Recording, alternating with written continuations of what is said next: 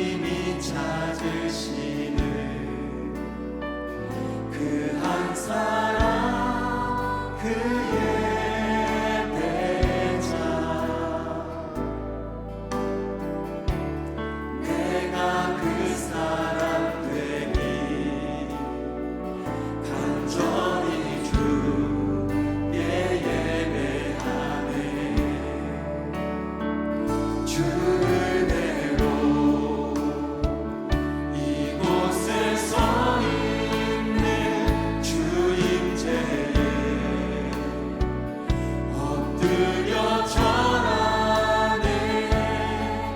그 어느 것도 난 필요 없네.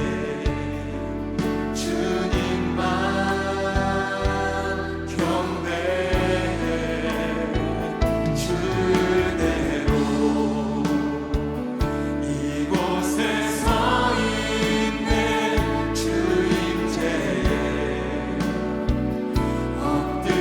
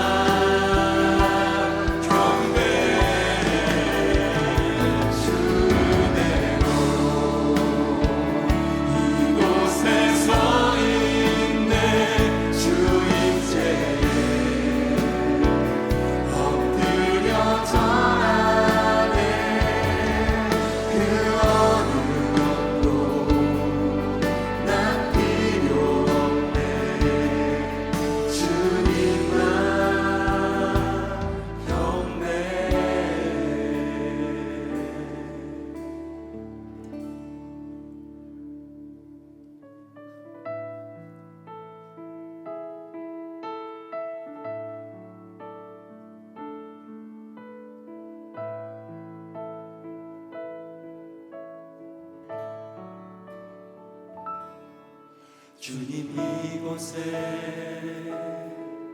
임하소서. 주의 영광이 가득하게 하소서. 내가 주께 엎드려 그 얼굴 구하며 두 손 들고 경배합니다.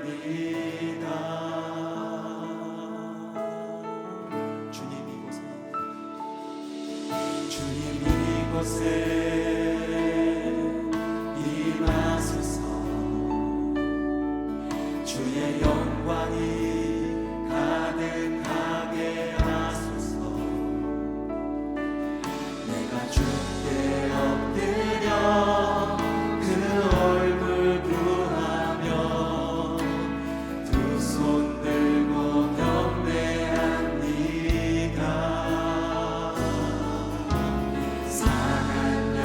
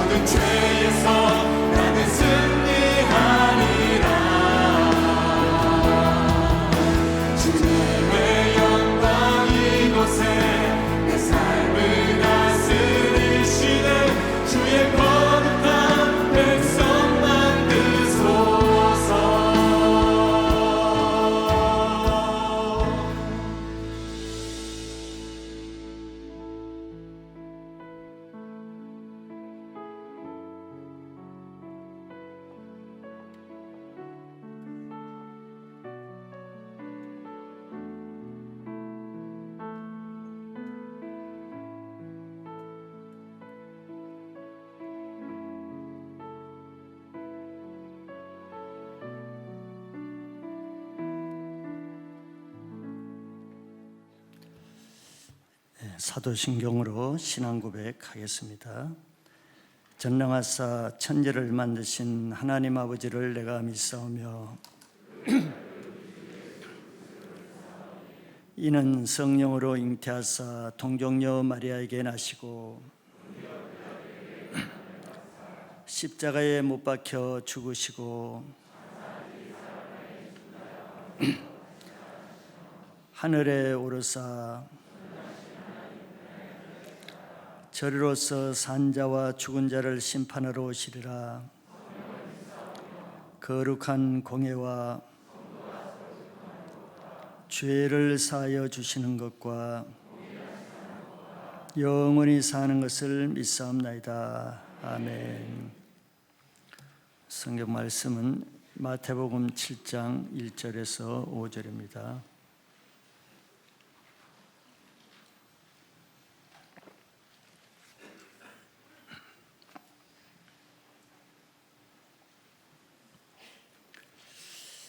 제가 한번 읽어드리겠습니다. 비판을 받지 아니하려거든 비판하지 말라. 너희가 비판하는 그 비판으로 너희가 비판을 받을 것이요 너희가 헤아리는 그 헤아림으로 너희가 헤아림을 받을 것이니라.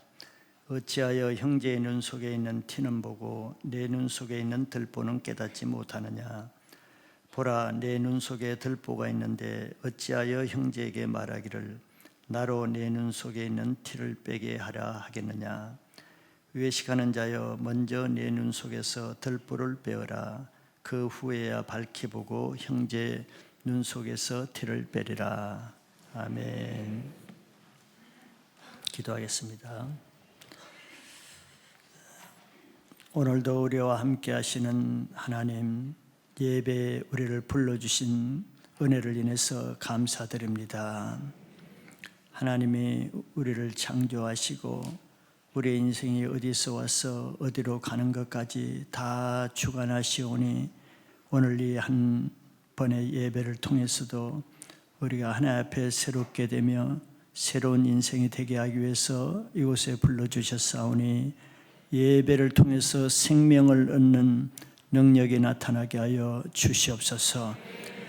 아직 예수를 알지 못하는 분들에게 예수 그리스도가 하나님의 아들로 우리를 죄를 위해 십자가에 못 박혀 돌아가신 것이 믿어짐으로 죄에서 구원받는 은혜가 있게 하여 주시옵소서.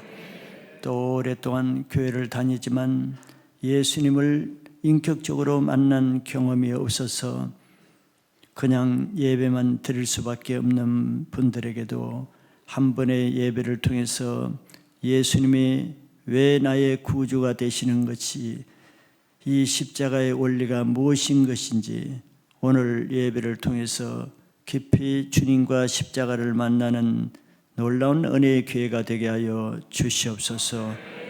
주님이 원하시는 것은 깨어진 마음, 상한 마음이라고 하였사오니 오랫동안 교회를 다녀도 주님 은혜를 알지 못하고 죄사함의 은혜와 회개의 은혜를 알지 못해 답답하고 갈급한 심령에게 오늘 그 깨어진 마음에 주님의 십자가의 은혜가 임하는 예배가 되게 하여 주시옵소서. 지난 한 주간도 우리와 함께 하시는 하나님, 오늘도 여지없이 말씀으로 우리를 찾아오셨사오니 말씀이 육신이 되어 생명 되신 예수님을 만나는 예배가 되게 도와주시옵소서. 주일학교에서부터 작년에 이르기까지 모든 교회에서 드려지는 예배, 지금 드려지는 모든 주일학교 예배 통해 주님 말씀을 전하는 교사들에게 말씀을 주시고 은혜의 말씀으로 어린 영혼에서부터 예수 그리스도를 믿는 자녀 세대가 세워지게 하여 주시옵소서. 우리 장년들에게도 주님 하루하루 살아가는 것이 버겁기는 하지만 하나님 안에서 자유함을 얻는 이 예배를 통해서 새 하루를 한 주간을 살아갈 수 있는 새 힘을 주시고 생명력을 덧입는 예배되게 하여 주시옵소서. 이 나라와 민족도 주님 5,000년 동안 우상을 섬기는 것밖에 알지 못한 저희들에게 선교사들을 통해서 예수 믿게 하시고 복음을 듣고 구원받게 하셨사오니 아직도 좌우를 알지 못하는 이 민족 가운데 많은 사람들에게 예수 그리스도가 증거되는 은혜가 교회로부터 나가게 하여 주시옵소서. 한 해가 가기 전에 가정 안에서, 직장 안에서 이웃에게 나를 통해서 예수 믿게 하시기로 작정한 모든 분들에게 예수를 증거하는 한 해 마지막이 되게 하여 주시옵소서. 나라에 특별히 맡은 자들에게, 권세를 맡은 자들에게 예수 그리스도를 믿는 은혜를 주셔서 이 나라가 악한 자에 의해서 다스려지지 아니하고 하나님을 아는 통치자에 의해서 하나님의 뜻대로 다스림받는 나라가 되게 하여 주시옵소서. 마지막 때에 악한 자가 모든 거짓된 진리를 통해서 왜곡해서 거짓 선지자를 통해서 악한 법을 만들고 악한 이론을 전파하고 있는 이 시대에 하나님의 사람을 통해서 모든 거짓을 드러내며 진리가 선포되는 나라와 민족 되게 하여 주시옵소서. 이 나라에 주님 이렇게 모든 하나님의 창조 질서를 거스리고 하나님이 슬퍼하는 제도와 법들을 주님이 친히 막아주시고 성도들의 기도를 응답하여서 사람이 그 계획을 할지라도 그 길을 인도하시는 분은 하나님이시오니 하나님이 안 되게 하시는 것을 안 되게 하여 주시옵소서. 북한 땅을 주님 위해서 기도하는 나라와 교회가 많이 있는 걸 주님이 아십니다. 애굽의 백성들이 부르짖을 때 출애굽을 하게 하셨듯이 주님 북한 땅에 남은 그루트교와 같은 성도들이 눈물로 기도하고 있는 그 기도를 통해서 모세를 세워서 출애굽을 하듯이 그 한 지도자를 세워서 그 땅이 해방되는 역사가 북한 땅에도 일어나게 하여 주시옵소서. 하나님, 세계에 나가 있는 모든 선교사님들과 통역자들, 디아스포라 모든 우리의 한국 유학생, 거주민 또 주재원들, 그들이 한 해가 가기 전에 주님 자기 사명을 회복하고 그 땅에 주신 사명을 따라 한 영혼을 전도하고 땅을 거룩하게 하며 하나님 나라를 위해서 회복의 역사를 위해서 살아가는 저들 되게 하여 주시옵소서. 어려운 가운데 안전을 보호하여 주시고 건강을 지켜주시며 무엇보다도 주님 사그라져가는 믿음을 회복하고 영성을 회복하는 역사가 있게 하여 주시옵소서. 오늘 이 예배를 주님께 올려드립니다. 하나님, 예배의 주인은 하나님이시오니 하나님 한 번만 바라보게 하여 주시고 생각을 빼앗기고 마음을 빼앗기게 하는 모든 방해들을 다 막아주시고 모든 조롱과 잡생각들을부터 보호하여 주시고 하나님을 만나고자 하는 데만 한 시간 마음을 드리게 하여 주시옵소서. 한 시간이 깨어있음으로써 생명을 얻는 한 시간 되게 하여 주시옵소서. 모든 방해들은 예수 이름으로 다 떠나가고 홍과 영과 골수가 다 주님께 사로잡혀서 말씀으로 살아나는 예배가 되게 하여 주시옵소서.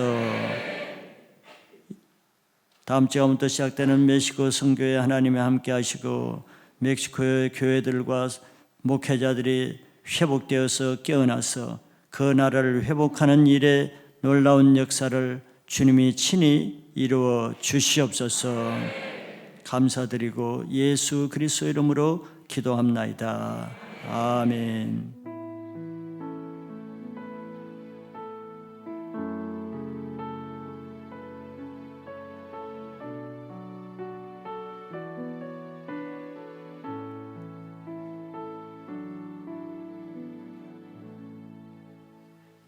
할렐루야. 주님의 여러분들 사랑하시는 걸 믿으시기 바랍니다. 오늘 말씀은 비판하지 말라는 예수님 말씀을 보고자 합니다. 사람들이 싫어하는 것 중에 하나가 남으로부터 지적을 받는 것이죠.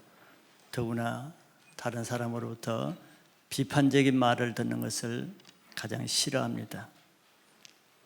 그런데 자기가 그렇게 싫어하면서도 다른 사람을 비판하는 것은 또 쉽게 하는 것을 우리가 경험하죠. 또 사회가 신문이나 뉴스를 통해서 비판적인 눈을 자꾸 더 길러주는 역할도 하고 있습니다. 모든 매체가 좋은 것을 말하기보다 또 남이 잘하는 것을 드러내서 세워주는 것보다 대체로 부정적인 것, 못하는 것, 안 된 것만 주로 드러내서 비판적인 내용을 보도합니다. 그것이 모든 그것을 보고 듣는 사람이 그 영향을 받고 다른 사람에게도 비판적인 눈을 가지고 보게 되죠. 이렇게 서로가 서로를 비판하는 사회가 되면은 그거는 사단이 서로가 서로를 망하게 하는 전략에 빠져드는 것이라고 할 수 있습니다. 다른 사람을 보기 전에 이 말씀을 듣는 나 자신, 우리 자신은 과연 다른 사람을 대체적으로 격려해주고 칭찬해주고 긍정적으로 바라보는 사람인지, 아니면 자기 자신이 반대로 다른 사람을 좀 부정적으로 보고 비판적으로 말하고 무시하는 경향이 있는 사람인지를 자기 자신을 먼저 돌아보는 것이 좋을 것입니다. 가장 가까운 가족으로부터 자기 아내를 볼 때, 자기 남편을 볼 때, 또 자기 자녀들을 볼 때, 부모들을 볼 때 다른 사람의 연약함을 수용적으로 받아들이는 편인지 비판적으로 판단하는 편인지를 보면은 자기 자신의 성향을 알 수가 있을 겁니다. 그것은 그 교회에 나와서도 똑같은 영향을 미칩니다. 셀 모임을 하고 또 교회 생활을 할 때 다른 사람이 약점이 보일 때 내가 어떤 눈으로 보고 그 사람에게 어떤 말을 하는가를 보면은 자기 성향이 잘 나타나죠. 다른 사람이 나를 보게 하는 거울이 됩니다. 비판적인 사람은 대체적으로 모든 것을 부정적으로 보는 눈을 가지고 있죠. 그런 사람은 자기 주위에 아무리 훌륭한 사람을 만나도 그 사람까지도 비판적으로 보기 때문에 모든 사람과의 관계가 어렵게 되죠. 뭐 좋은 사람을 붙여줘도 나쁘게 보는데 누가 그 사람과 좋은 관계가 되겠습니까? 그래서 그런 사람은 이 세상에 자기 마음에 100% 딱 맞는 사람은 쌍둥이라도 없습니다. 그래 모든 사람과 관계가 어렵게 되겠죠. 관계가 어렵고 묶이고 그러면서도 모든 문제를 다른 사람 때문이라고 그렇게 변명하고 핑계를 하기 때문에 자기 문제를 모르고 지나가게 됩니다. 비판이 다 나쁜 것은 아니죠. 학문 세계에서는 오히려 비판적인 눈을 가지게 장려합니다. 그래야 새로운 논문이 나오고 새로운 것이 나오기 때문에 그렇죠. 그러나 정확하지 아니하고 또 공의롭지 않는 비판은 하나님 앞에 그것은 죄가 되고 그 죄에 대해서는 심판이 있다고 이렇게 말합니다. 오늘은 바로 우리에게 뗄래야 뗄 수 없는 늘 부딪히는 문제, 늘 우리가 고통당하는 문제, 이 비판하는 문제에 대해서 예수님 말씀이 어떤 것인가를 나누고자 합니다. 먼저 예수님은 왜 비판하지 말아야 되는가, 그 이유에 대해서 말씀합니다.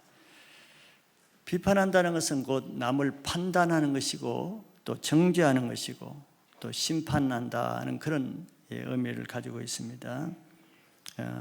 예수님은 1절에 보니까 비판을 받지 아니하려거든 비판하지 말라 이렇게 말씀하죠. 즉 비판하지 말아야 될 이유 첫째는 내가 비판받지 않으려면 남을 비판하지 말라고 하십니다. 비판하는 사람은 자기가 비판하는 그 비판으로 자기가 도로 비판받는다는 거예요. 내가 헤아리는 만큼, 내가 저만큼 비판하면, 이만큼 비판하면 내가 이만큼 비판을 받고, 내가 저만큼 비판하면 저만큼 내가 도로 비판을 받게 된다는 것이죠.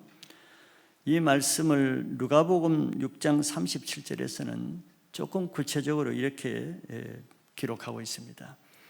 비판하지 말라. 그리하면 너희가 비판을 받지 않을 것이요. 정죄하지 말라. 그리하면 너희가 정죄를 받지 않을 것이요.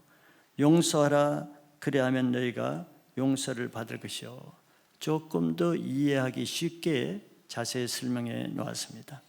즉 남을 비판하는 자는 하나님께서 그 사람을 비판한다는 얘기죠. 그리고 남을 정죄하는 자는 하나님께서 그 사람을 정죄하신다는 것이고, 또 반면 다른 사람의 허물을 용서하라. 그리하면 너희가 용서를 받을 것이요 하는 말씀은 내가 다른 사람의 허물을 비판하지 않고 용서를 하고 넘어가면은 하나님도 나의 허물을 용서해 주고 넘어간다는 그런 말씀이죠. 너무 이해하기 쉽게 설명이 됩니다. 그러나 사실 우리 한번 생각해 보세요.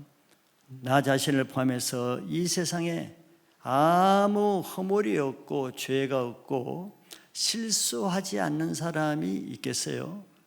아무도 없는 걸 우리가 알 겁니다. 비판을 밥 먹듯이 하는 사람도 허물이 없겠어요? 잘못하는 게 없겠습니까? 그 사람은 비판받을 일이 하나도 없겠어요?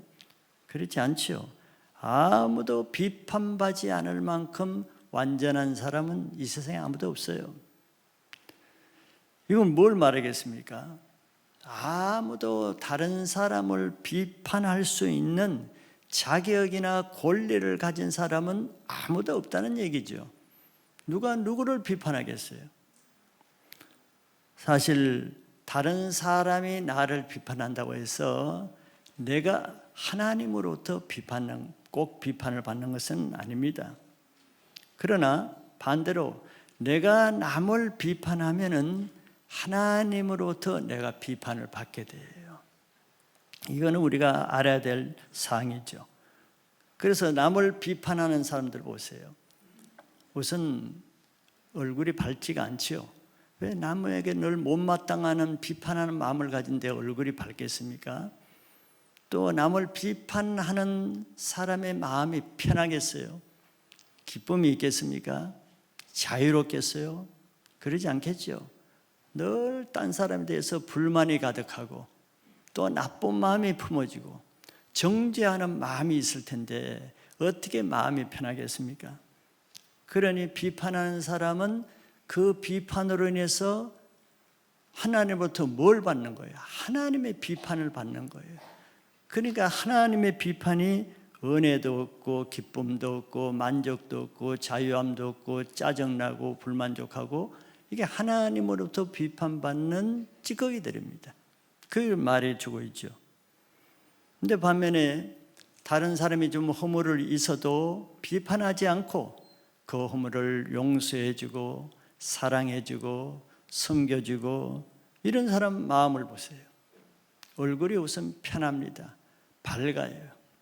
딴 사람이 어떻게 하든지 자기 자신은 기쁩니다. 왜? 하나님이 그 사람의 마음을 기쁘게 하고 편하게 하고 또 은혜가 있게 하기 때문에, 즉 남의 허물을 비판하지 않고 용서해 주는 사람은 하나님께서도 그 사람의 허물을 비판하지 않고 용서해 주기 때문에 내가 비록 잘못하고 실수를 해도 내 마음이 그렇게 정죄감이 드는 것이 아니라 하나님의 용서와 사랑을 느끼기 때문에 편하고 자유로운 거예요. 자, 이것이 하나님 앞에서 다른 사람의 허물을 비판하는 사람과 다른 사람의 허물을 그때그때 항상 용서해 주는 사람과의 삶의 질의 차이를 나타내는 것입니다. 여러분들 모든 것 중에 좋은 편을 택하시길 바랍니다. 두 번째 비판하지 말아야 될 이유는 하나님부터 심판을 받지 않기 위해서라고 말합니다. 다른 사람을 비판하는 사람에게는 하나님의 심판이 있다고 말씀하죠. 즉 사람을 내가 다른 사람을 심판할 수 있는 자격이나 권리를 가진 사람은 아무도 없습니다. 오직 하나님만 다른 사람의 잘하든 못하든 그것을 판단하고 심판할 수 있는 권리를 가지신 분이죠. 왜 그렇게 말씀하냐 하면 로마서 14장 4절에 이렇게 설명하고 있습니다. 남의 하인을 비판하는 너는 도대체 누구냐? 여기 남의 하인이 누구예요? 그 하인의 주인이 누구라는 거예요? 전 저 말씀은 하나님이 하시는 거거든요. 아니 내 하인인데 네가 왜 판단하고 난리냐? 이렇게 책망하시는 겁니다. 남의 하인을 비판하는 너는 누구냐?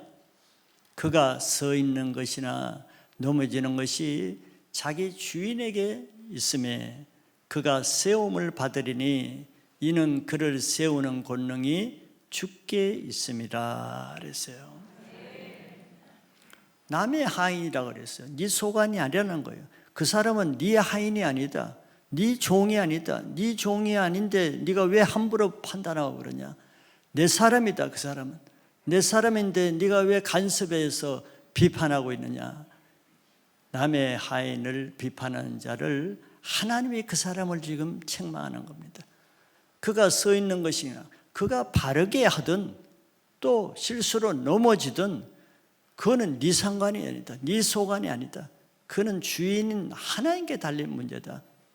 그래서 그가 넘어진 것을 세우든 또 그를 세우는 권능이 주님께 달렸지 네가 비판한다고 그 사람이 잘 되는 거 아니라는 거예요. 그게 주제 넘은 일이죠. 월권행위를 한다는 거예요. 이 말씀의 그 맥락은 우상의 제물을 먹는 자와 먹지 않는 자, 즉 고기를 먹을 믿음이 있는 자와 고기를 먹을 믿음이 없어서 채소만 먹는 자의 비유로 이 말씀이 나온 것입니다. 즉 하나님은 고기를 먹을 수 없는 연약한 자가, 즉 채소밖에 못 먹는 자가 누구를 비판한다 그랬어요?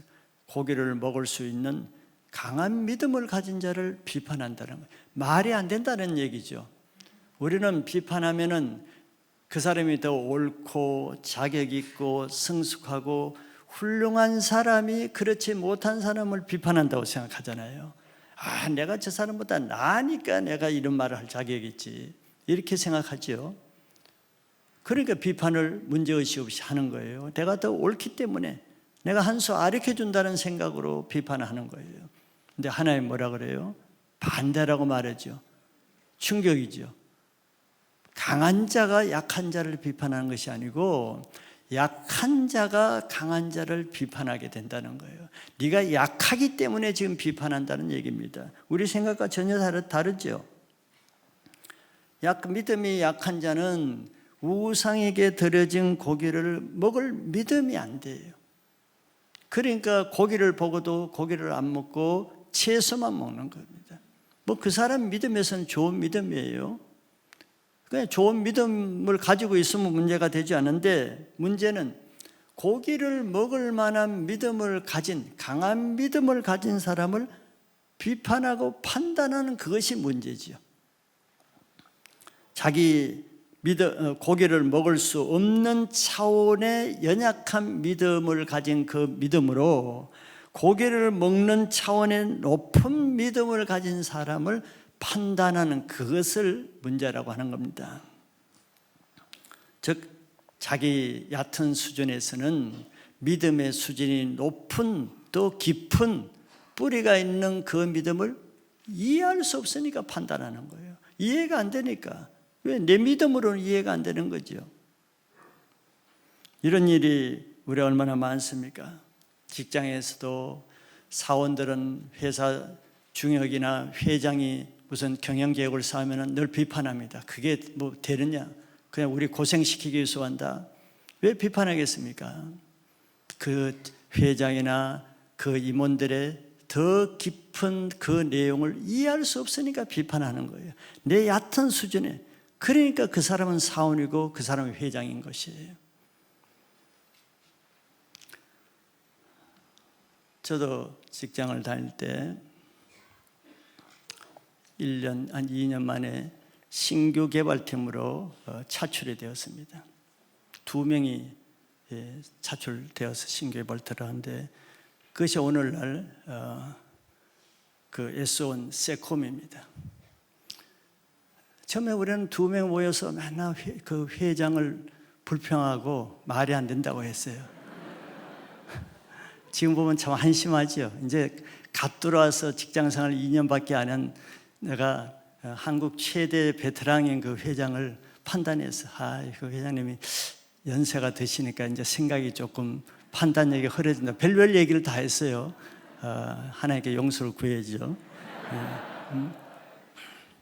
그 세콤이 우리나라 최초로 그 전자 무인 경비 시스템을 도입하는 겁니다. 그 80년도 초, 그 81년도인가 시작했는데 그때만 해도 우리나라는 경제가 아직 그 발전하지 않아서 그 인력 경비가 넘쳐나는 데예요. 인력이 노동력이 넘쳐나는 데입니다. 그러니까 싼 노동력으로 얼마든지 경비를 할 수 있는 그런 상황이었어요. 그런데 왜 지금 구태여 비싼 그 기기로 비싼 그 전자경비를 해야 되냐? 그때는 아무도 그 찬성하는 사람이 없고 오직 그걸 내신 회장님 한 사람만 그걸 밀어붙이는 거예요. 그런데 그 회장은 이미 40년 후를 바라보는 거죠. 앞으로 되어질 거. 그런데 우리는 그런 생각을 못 하는 거예요. 아직 경영 수준이 바라보는 눈이 짧기 때문에. 그러나 그 세콤에 불과 한 40년 만에 뭐 될까 싶던 그 기업이 지금 엄청난 그 기업이 됐잖아요. 그러니까 모르면은 그냥 가만히 있기라도 해야 되는데 말을 하는 게 문제예요. 말을 하는 것이. 우리가 미성숙한 사람의 판단은 항상 정확하지 않습니다. 왜? 자기 기준에서밖에 모르니까. 아이들은 미성숙하기 때문에 어른이 하는 것을 늘 잘못했다고 불평하고 하지만 자기가 어른이 되어보세요. 다르죠. 그래서 우리는 다 다른 사람을 비판할 자격이 없습니다. 사람이 넘어지고 세우는 것은 하나님의 주권이기 때문에 그는 내 영역이 아니에요. 내 자녀까지도 주인이 내가 아니잖아요. 자녀의 주인은 하나님이십니다. 하나님이 생명을 주셔서 자녀가 된 거지 부모의 생명이 주어진 게 아니에요. 그러므로 하나님께 속한 사람을 비판하는 것은 하나님으로부터 그 사람이 비판을 받게 되는 거예요. 로마서 14장 그 뒤에 10절과 12절을 보면은 내가 어찌하여 내 형제를 비판하느냐? 어찌하여 내 형제를 업신여기느냐? 우리가 다 하나님의 심판대 앞에 서리라. 이러므로 12절에 우리 각 사람이 자기 일을 하나님께 직고하리라. 그러니까 내가 한 말과 내 행동 없어지지 않아요. 하나님은 다 천사들을 통해서 기록하고 오늘날 비디오처럼 그걸 다 증거물로 찍어 놓습니다. 영적으로. 이게 그 말이에요.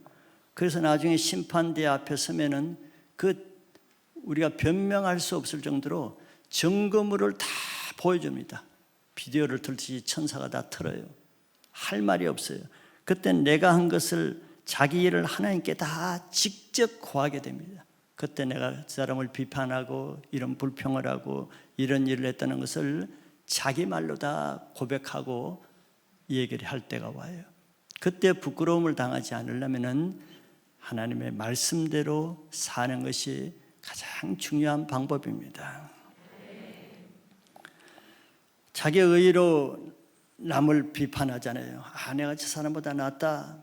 자기 의로 비판하면은 사람 앞에서는 내가 잘하는 것 같죠. 또 내가 그 사람보다 나은 것 같고 또 논쟁을 해서 내가 이긴 것 같죠. 그 바리새인들이 그 맛으로 비판하는 겁니다. 자꾸 남을 비판할수록 자기가 세워지니까. 그러나 그에 속는 거지요. 결국은 하나님 앞에서 심판받을 거리를 쌓아가는 것인 줄을 모르는 거예요. 그래서 하나님 앞에 심판을 피하기 위해서는 남을 비판하는 일을 하지 말라고 예수님이 비판에 대해서 이 두 가지를 권면하고 있습니다. 아무리 비판할 일이 있어도 비판하고 시원한 것보다도 비판하지 않고 나중에 하나님 앞에 심판을 피하는 것이 더 나은 것을 믿으시기 바랍니다. 두 번째는 비판하는 사람의 그런 문제가 무엇인가? 왜 이 사람은 자꾸 비판적이고 비판을 하는가? 이제 예수님 그것까지도 이제 다루시고 설명을 하고 있습니다.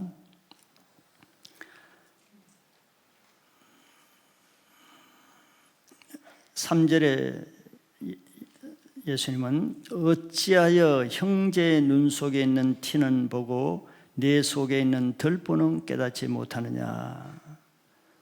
4절에 보라 내 눈 속에 덜보가 있는데 어찌하여 형제에게 말하기를 나로 내 눈 속에 있는 티를 빼게 하라 하겠느냐.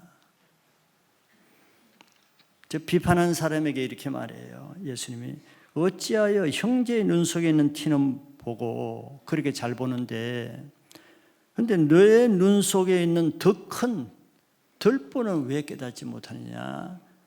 자, 다른 사람을 비판하는 사람의 아주 결정적인 문제, 핵심적인 문제를 아주 정확하게 한마디로 설명하신 거예요.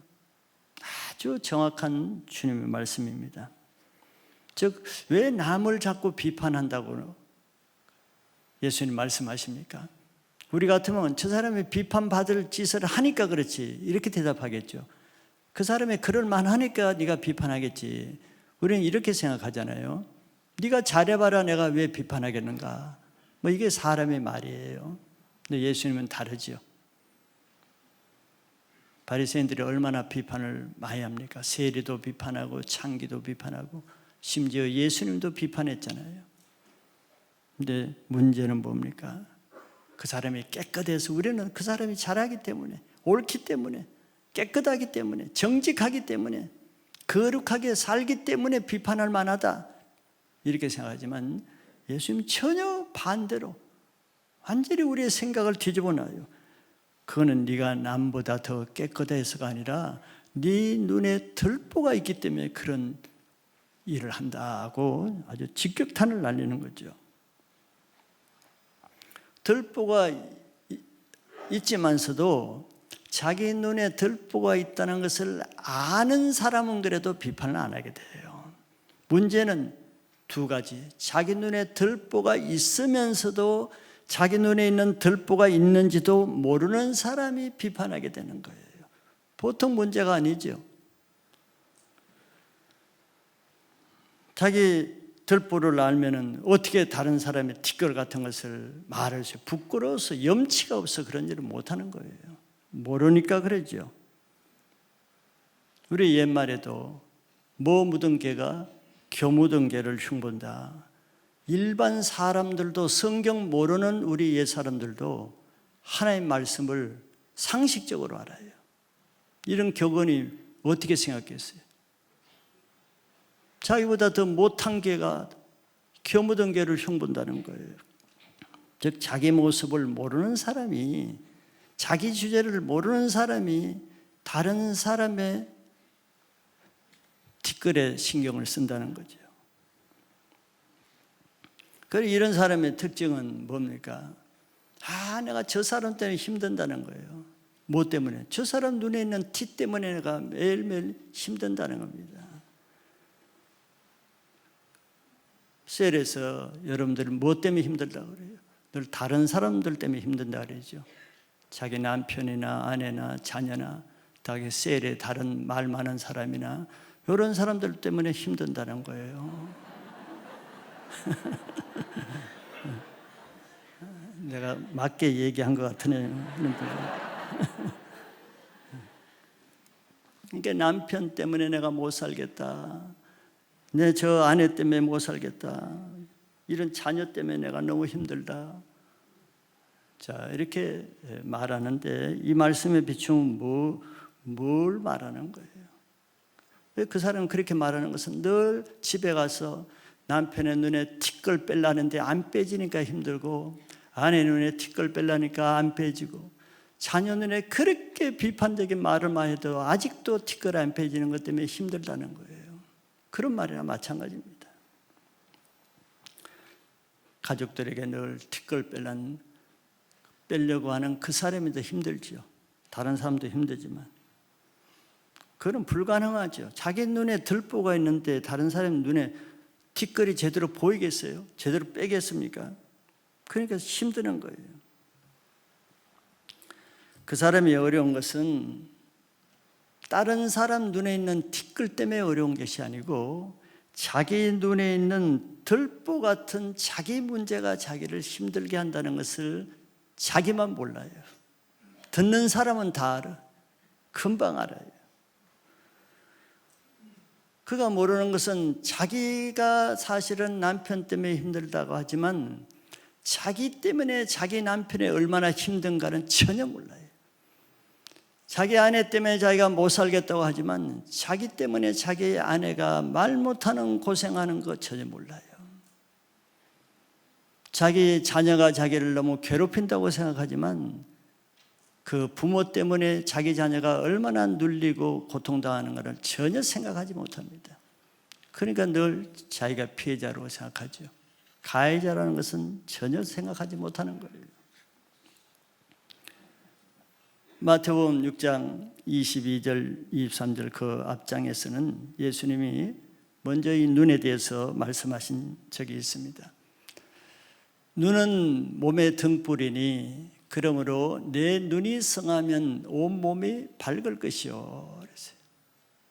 우리 보는 눈이 우리 몸의 등불이래요. 눈이 성하면 온 몸이 밝을 것이지만 23절에 눈이 나쁘면 온 몸이 어두울 것이니 그러므로 내게 있는 빛이 어두우면 그 어두움이 얼마나 더하겠느냐. 눈이 밝고 어두운 곳은 여러분 눈에 조그마한 티끌만 들어가도 눈이 어둡죠. 그걸 말하는 거예요. 근데 눈에 들보가 들어가면 눈이 보이겠어요? 안 보이죠. 전혀 안 보이는 거예요. 그 어둠이 얼마나 더 깊겠느냐 이런 말이죠. 들보 같은 우리 죄가 우리 눈을 어둡게 합니다. 즉 까만 안경을 쓰면은 모든 것이 어둡게 보이잖아요. 제대로 안 보이잖아요. 어둡게만 보이잖아요. 비판하는 사람의 눈은 그거와 같은 거예요. 들보라는 이 까만 안경을 쓰니까 보는 사람마다 다 제대로 안 보이는 거예요. 어둡게만 보이는 거죠. 나쁘게만 보이는 거예요. 그리고 더 큰 문제는 자기가 지금 까만 안경을 쓰고 있다는 것을 모른다는 거예요. 자기 눈에 들보가 있다는 걸 모르는 거예요. 자기가 지금 정확하게 보지 못하는 상태라는 걸 모르는 겁니다. 반대로 자기가 잘 보고 있다고 하는 거예요. 남의 눈에 티끌이 보이는 것은 내가 믿음이 좋아서 영적인 분별력이 있기 때문에 보는 것이라고 착각하고 있어요. 예수님 반대로 얘기하잖아요. 그러니까 모든 문제의 근원이 그런 사람은 어디에 있다고 보죠? 저 사람에게 있다고 보는 거예요. 자기 아내와 남편, 아이들에게 있다고 보는 거예요. 저 집사에게 있다고 보는 거예요. 저 집사에 저 티끌이 안 빠지는 이상은 내가 너무 힘들다는 거예요. 그런데 문제의 근원은 남의 눈에 티끌이 아니라 그보다 더 심각한 자기 눈에 들보가 자기를 힘들게 하는 거예요. 생각을 바꿔야 됩니다. 왜냐하면 자기 눈에 들보가 사라지면 모든 문제는 사라져요. 왜냐하면 자기 눈에 들보가 없어지면 다른 사람의 눈에 있는 티끌이 더 이상 문제가 되지 않습니다. 마지막 세 번째는 그러니 비판하는 문제를 어떻게 해결하는가 하는 거죠. 예수님은 이 5절에 보면은 그런 사람에 대해서 외식하는 자여 이렇게 말해요. 지금 외식한다는 거예요. 자기 눈에 들보는 보지 못하면서 자기 눈에 들보는 빼려고 하지도 않으면서 남의 눈엔 작은 티끌을 빼려고 하니까 이건 자기 본수를 모르는 위선자지, 위선자. 대표적인 것이 지금 바리새인들의 그거 아니에요. 예수님은 그런 사람에게 남의 눈에 티끌 빼려고 비판하기 전에 먼저 뭐라고 했습니까? 5절에 외식하는 자여 먼저 내 눈 속에서 들보를 빼어라 그랬어요. 그 후에야 밝히 보고 형제의 눈 속에서 티를 빼리라. 자기 눈에 들보가 우선 빼져야 다른 사람을 정확하게 볼 수 있죠. 앞에 나온 대로 그 사람이 고기를 먹지 않는 자기 믿음에서만 보면은 고기 먹는 사람이 절대적으로 나쁘고 잘못되게 보이죠. 근데 그 사람이 고기를 먹는 데는 다 이유가 있는 거예요. 자기만 모를 뿐이지 고기를 먹는 사람은 고기를 먹는 이유가 있는 거죠. 들보가 있으면은 그것을 보질 못합니다. 즉 자기가 이해가 안 되기 때문에 판단하잖아요. 나는 이게 옳다고 생각하는데 저 사람은 다르게 행하거든. 그런 판단이 되죠. 근데 그 사람이 다르게 행동하는 데는 그럴 만한 이유가 있다는 거예요. 내가 알지 못하는 이유가 있는 거예요. 내가 따라가지 못한 믿음의 깊이와 넓이가 있는 겁니다. 그렇게 생각해야지 내가 아는 지식이 다라고, 내가 아는 것이 최고라고, 내가 아는 지식이 절대적이라는 자기 확신에 차면은 자기와 조금만 틀려도 자기와 생활 습관이 틀릴 수도 있고 사고방식이 틀릴 수도 있고 가치관이 틀릴 수도 있고 다 틀릴 수 있잖아요. 그럼 자기와 틀리면 다 비판의 대상이에요. 자기가 독재 왕이 되는 거예요. 비판하는 사람 보세요. 그런 멘탈리티, 그런 사고 체계를 가지고 있습니다. 자기 생각, 자기 스타일, 자기 삶의 가치관이 가장 바르고 절대적이라는 그런 생각을 은연중에 가지고 있어요. 그러면 자기와 틀리면 다 잘못된 거예요. 자기가 하나님이 되는 거예요.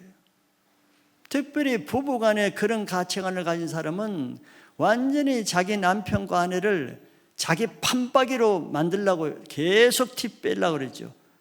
자기에게 맞춰야 돼요. 쌍둥이도 자기에게 못 맞춰요. 근데 나와 틀리면 다 틀렸다 그러고, 내가 하는 식대로 하라고, 내 생각대로 따라오라고 그러고, 내 계획대로 맞춰야 된다 그러고, 독재 중에 독재자가 없는 겁니다. 그래 모든 대상이 비판 대상밖에 없죠. 가장 악한 자이기 때문에 남의 집 하인을 네가 누군데 비판하냐 그랬어요. 누군데? 우리는 다 하나님께 맞춰야 될 사람이지 다른 사람에게 맞춰야 될 존재가 아니에요. 그래서 네 눈 속에 있는 들보를 먼저 빼라고 하시는 것은 네가 바뀌면은 다른 것은 아무것도 문제가 되지 않는다는 겁니다.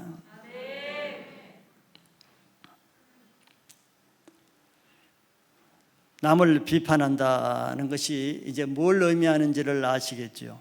내가 남이 판단이 되고 비판이 된다.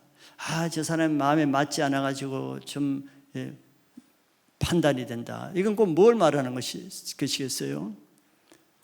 자기 안에 들보가 있다는 것을 그것을 통해서 말해주는 겁니다. 그걸 캐치만 해도 비판한 죄를 안 지를 수가 있어요. 그럼 남이 비판한 생각이 나려고 할 때마다 뭘 먼저 생각해야겠어요?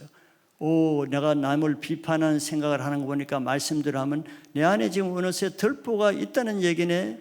이걸 빨리 아시면은 비판하는 죄를 막을 수가 있겠죠. 그래서 우리 눈에 비판할 것이 보이면은 자기 안에 들보가 있다는 것을 하나님은 다른 사람을 통해서 나를 비춰주는 거예요. 다른 사람을 통해서 내 안에 들보가 있었구나 하는 것을 판단하는 마음이 생길 그때 드러나게 해주는 겁니다.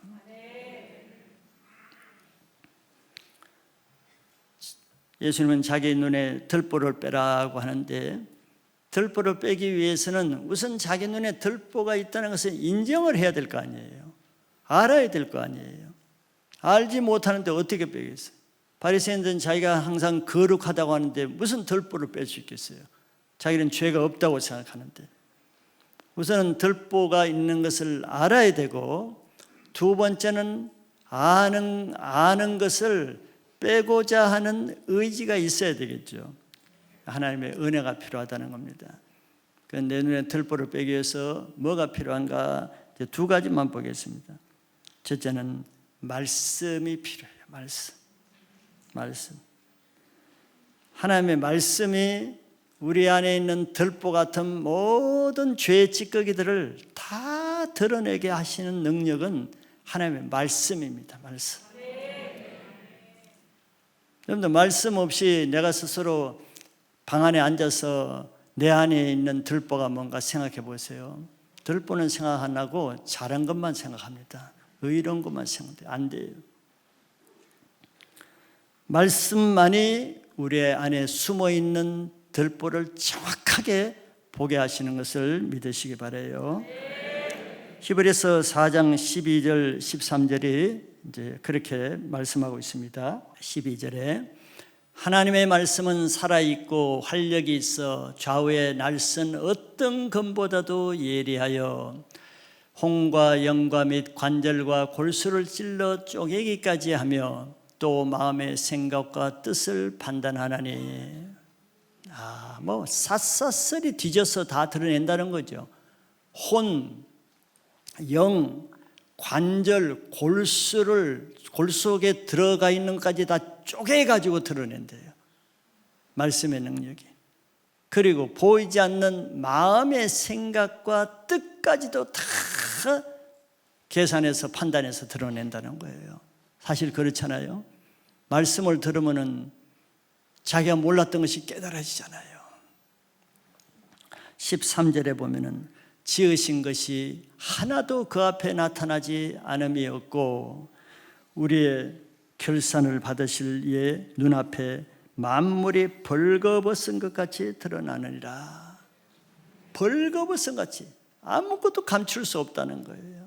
부끄러워서 민망해서 숨고 싶을 정도로 말씀을 들을 때 마음이 찔리고 얼굴이 화끈거리고 민망하고 숨고 싶고 그런 적이 있죠. 그게 말씀의 능력입니다. 그게 은혜예요. 말씀으로 이렇게 해줘야 변명을 못하는 거예요. 남이 가르쳐주면 들어요? 너나 잘하라 그러고 안 듣죠.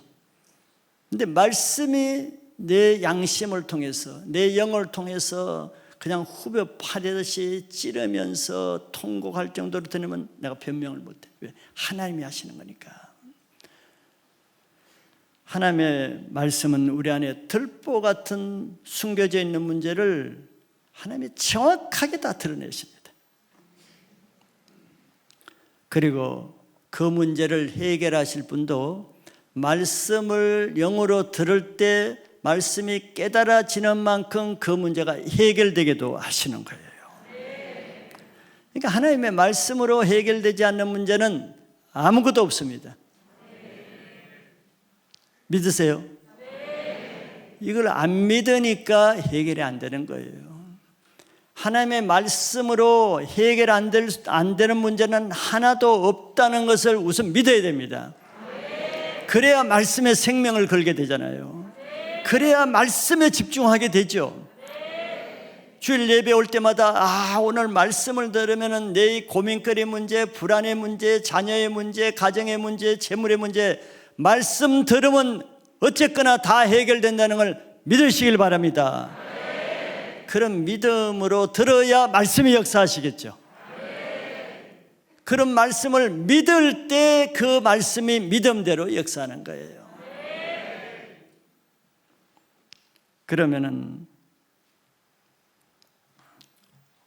오늘 말씀을 통해서 볼 때 내가 이 비판하는 문제 오랫동안 이 문제로 고민하는데 항상 남을 판단하고 공격하고 비판하는 거 해놓고 나서는 나도 후회하는데 왜 안 끊어지느냐 말이지. 왜 이 습관화된 비판의 문제가 안 끊어지겠어요? 그것은 오랫동안 그 문제에 벗어나지 못하는 것은 오랫동안 지금까지 하나님의 말씀을 받지 못하기 때문입니다. 감이 적용이 잘 안 되시는 것 같지만, 자, 다시 모든 문제는 하나님의 영의 말씀을 받으면은 영혼, 관절, 골수에 있는 모든 것이 다 쪼개져서 해결받습니다. 그런데 우리 자신의 안에 있는 찌꺼기 같은 오래된 문제, 이렇게 싫어하면서도 끊어지지 않는 문제, 같은 문제로 계속 반복되는 지긋지긋한 이 문제, 왜 교회는 계속 다니고 예배는 계속 드리고 기도는 하는데 왜 끊어지지 않겠어요? 그 문제가 오래된 만큼, 오래된 그 기간만큼 그 사람이 그 오래된 기간 동안 계속 말씀을 받지 못하고 있다는 것을 나타내는 거예요. 그러니까 얼마나 문제가 심각해요. 그렇게 오랫동안 말씀 못 받은 지가 오래됐다는 거예요. 말씀은 듣기는 다 듣지요. 지식으로, 혼으로, 이론으로, 교리로 다 파악해요. 다 알아요. 다 논리적으로 다 설명해요. 셀에서도 인도해요. 그거 말고 말씀은 내가 하는 말은 영이요 생명이라 그랬어요. 오랫동안 말씀을 들으면서 영어로 듣지 못하고 생명으로 듣지 못하니 네 안에 문제가 해결 안 되지요. 답이 그거잖아요. 모든 말씀은 우리 문제를 해결하는데 그렇게 많은 말씀을 들었는데 자기 문제를 해결하지 못한다. 말씀을 못 듣는 거지.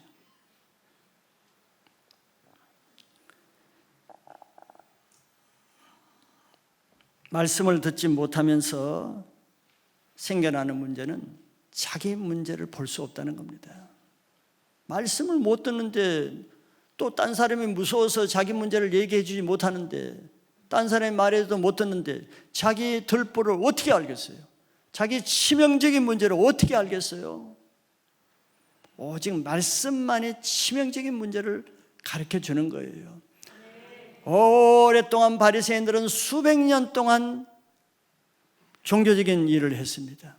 수백 년 동안 내려오면서 그들은 계속 남 판단하는 문제, 정죄하는 문제, 이 문제가 끊어지질 않았어요. 왜 그랬겠습니까? 말씀을 못 들으니까. 율법을 알기는 잘하는데 말씀을 못 들어요. 율법은 우리 죄를 깨닫게 해주는데 율법을 통해서 자기 죄를 깨닫지 못해요. 그래서 결국 그들이 언제 자기들의 죄가 드러났습니까? 예수님이 오셔서, 말씀이 육신이 된 예수님이 오셔서 이 회칠한 무덤아 그들의 죄를 드러낼 때 이제 그들이 잘못된 것이 세상에 그때 드러난 거예요. 뭘로? 예수님의 말씀으로. 예수님의 말씀이 아니었으면 바리새인들의 죄는 영원히 묻혀 있었을 거예요. 마찬가지입니다. 우리 속에 있는 죄는 좀처럼 드러나지 않아요. 마귀가 잡고 있기 때문에. 예수님의 말씀이 들어와야 내 속에 죄가 드러납니다. 그래서 말씀을 받지 못하면은 자기 죄를 몰라요. 남들은 다 알고 보이는데 말을 못할 뿐이지. 감히 말을 못해요.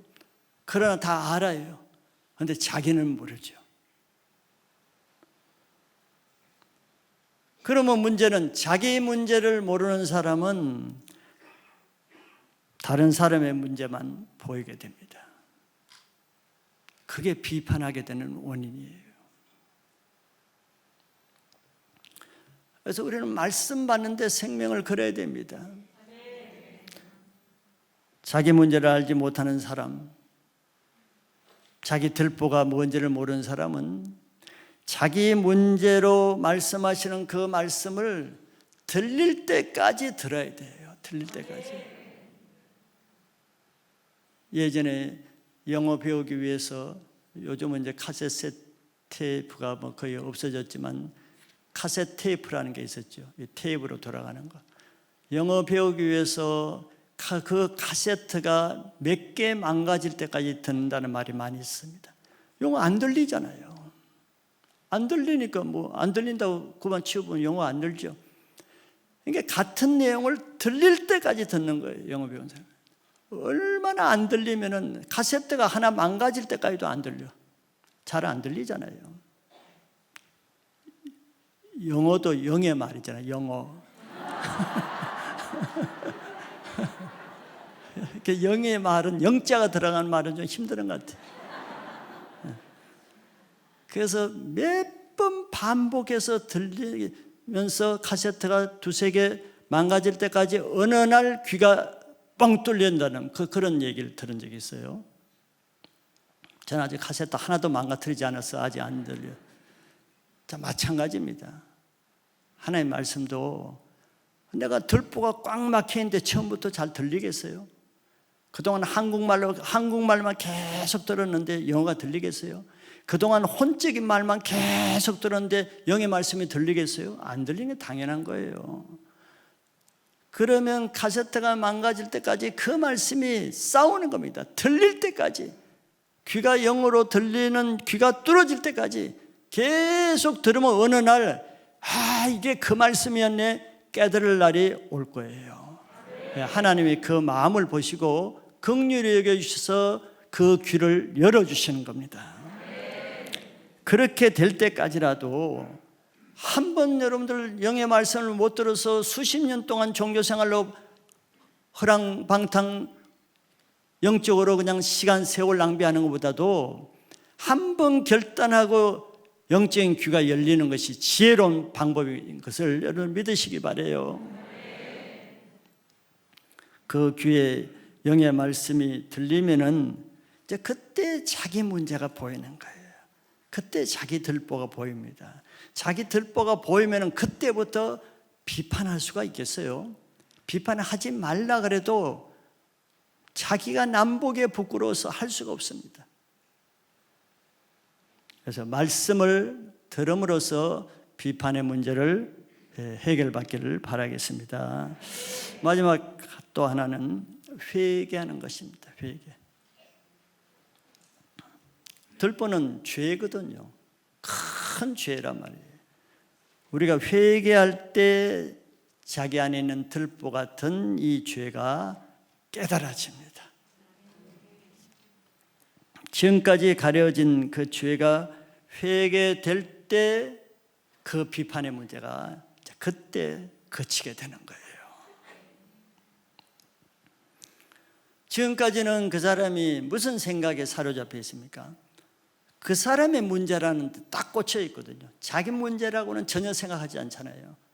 남편의 문제, 아내가 바뀌어야 되고 자녀들이 좀 바뀌어야 되고 저 동역자가 좀 바뀌어야 되고 저 사역자가 좀 바뀌어야 되고 늘 남의 문제라는 것에 고정관념이 새겨져 있습니다. 그런데 회개가 되어보세요. 회개가 되면 다른 사람은 아무 문제가 되지 않고 전적으로 이 죄인 중에 괴수 같은 나의 들보가 문제였다는 것이 저절로 깨달아집니다. 회개하기 전에는 어때요? 자기 죄는 티끌같이 보이고 남의 죄는 태산처럼 들보처럼 보이죠. 이게 회개하지 못한 사람의 특징입니다. 들보가 있는 사람의 특징은 남의 죄는 너무 심각하게 보이고 자기 죄는 안 보인다는 거예요. 그러나 회개를 하게 되면 어떻게 돼요? 자기 죄만 크게 보이고 남의 죄는 보이질 않아요. 참 신기하잖아요. 남의 죄는 보이질 않아요. 반면에 보이지 않을 뿐더러 자기는 억만가지 죄인의 괴수가 된 것 같고 그동안에 무시하고 하찮게 여겼던 다른 사람들은 천사같이 귀하게 보이는 거예요. 근데 그런 경험 있지 않아요? 회개할 때는 정말 이 주객이 바뀝니다. 당당하던 나는 너무 초라하고 형편없는 인간으로 드러나고 그동안에 형편없이 보였던 내가 무시하고 깔보고 판단하던 사람이 너무 귀하게 보이는 거예요. 천사같이 세상에 저렇게 아름답게 눈이 바뀌니까 놀라운 일이잖아요. 어떻게 제대로 된 내 이성으로 이런 일이 일어나겠어요? 내 눈에 어떻게 그 사람을 저 티끌 빼려고 맨날 야단치고 정죄하고 판단하던 그 사람이 어떻게 그렇게 아름답게 천사처럼 보이겠어요? 사람이 하는 일이 아니죠. 우리가 소위 마귀의 시이면은 다르게 보인다는 말이 있죠. 악한 죄의 시이니까 그렇게 보였을 뿐이에요, 과거에. 그래서 자기 죄를 회개하는 사람은 더 이상 비판의 문제가 없습니다. 비판을 어떻게 하겠어요? 자기가 죄인 중에 개수로 보이고 다른 사람 다 귀하고 거룩하고 선하고 천사처럼 보이는데 그게 사람이 달라지는 겁니다. 이것이 비판 문제를 온전하게 해결할 수 있는 완전한 방법이에요. 남은 한 해 우리가 올해 신년 말씀처럼 은혜에서 찌개를 제거하라는 마지막 최대 찌개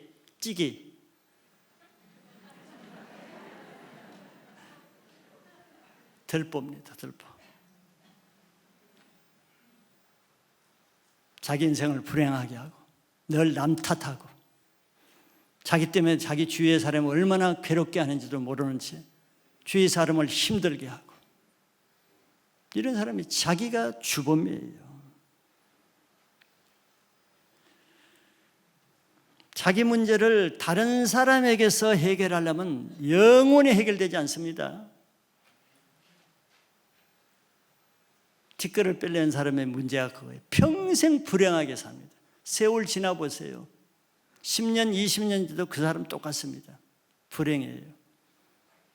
늘 문제를 다른 사람에게서 찾으니까. 티끌 빼는데 모든 문제를 두니까.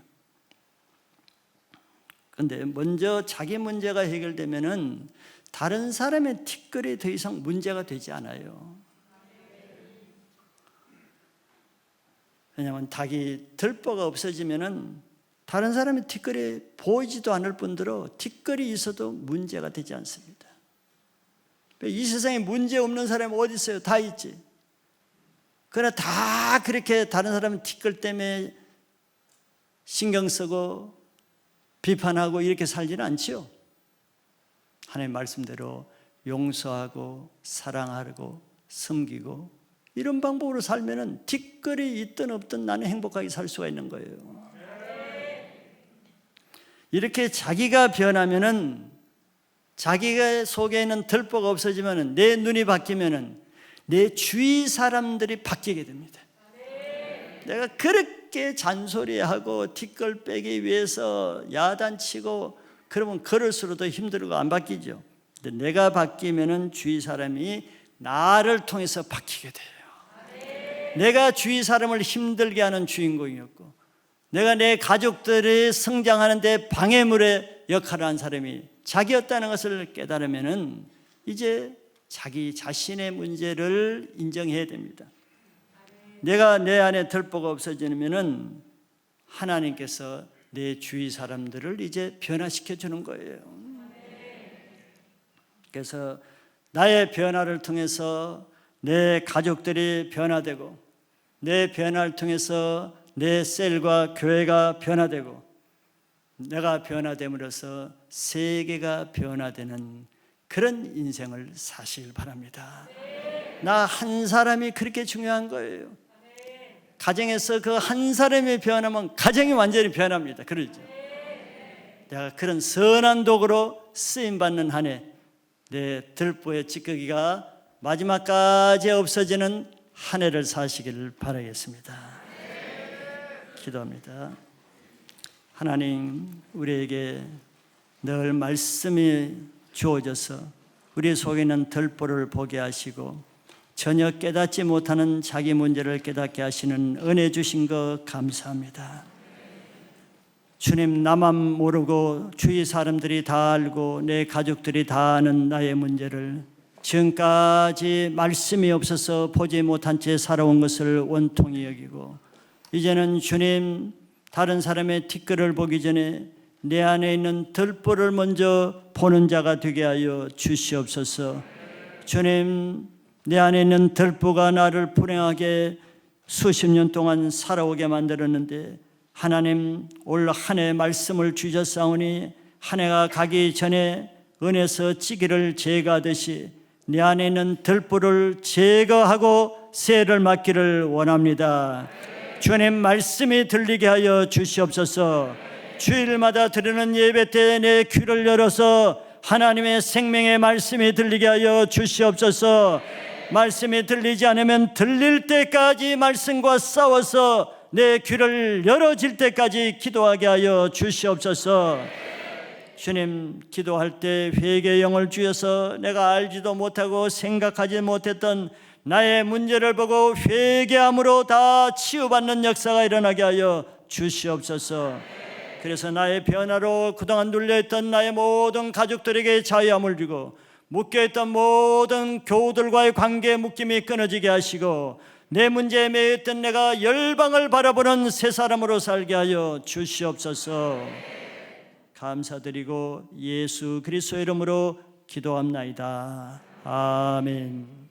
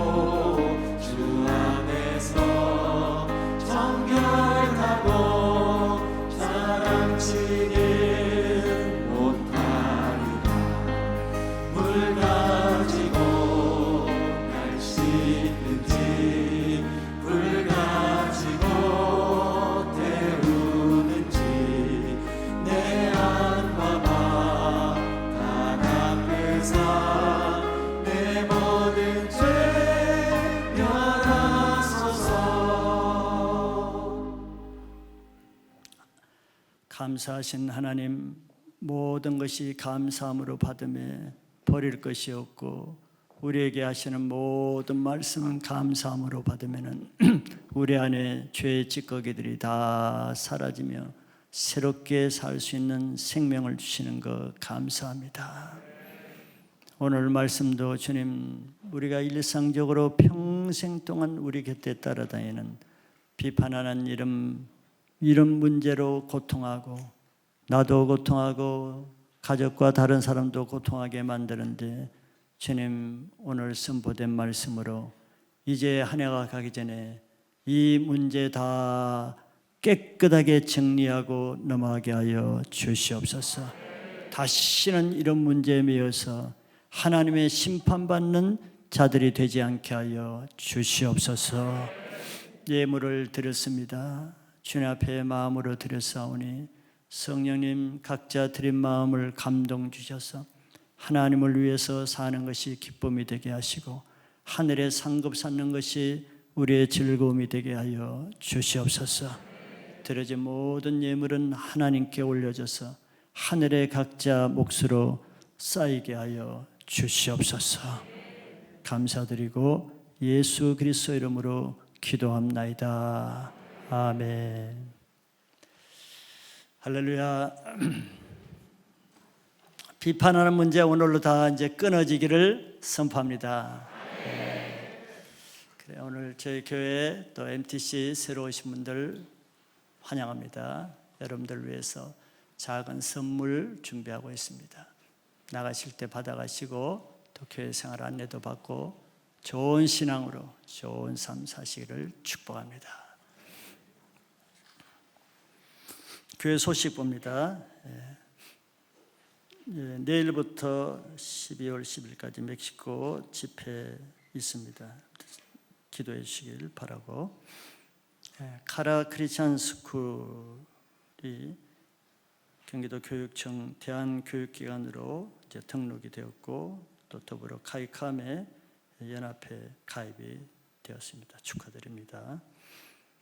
성탄 세례식 25일 날 2시 반에 있습니다. 원하시는 분은 다음 주일까지 신청하시고 세례 필요한 것 준비하시면 되겠습니다. 그 열매지가 오래간만에 코로나 때문에 오랫동안 못 나오는데요. 어제 나왔습니다. 카리스에서 구매할 수 있으니까 전도용으로 많이 활용하시면 좋을 것 같습니다. 매월 첫 주는 선교 장학 구제헌금 드리는 날입니다. 코로나 방역 잘 주의하시기 바라고 나가실 때는 교우 소식 한세훈 김지혜 가정에 등려하신 것 축하드립니다. 나가실 때 뒷좌석부터 나가시면 되겠습니다. 다 같이 일어나셔서 찬양합니다.